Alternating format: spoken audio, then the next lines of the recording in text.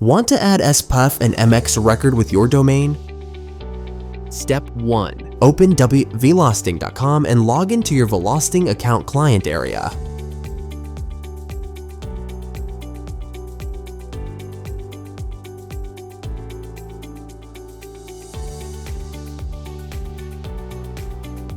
Step 2. You are now logged into your Velosting dashboard.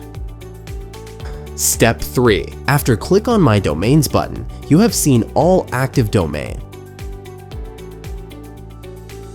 Step 4. Click on DNS Management button. Step 5. Add an MX record.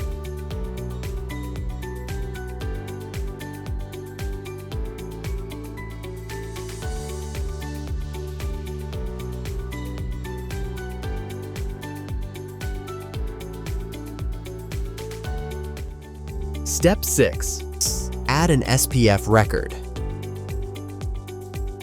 Step 7. Save your changes. Your MX and SPF records are updated.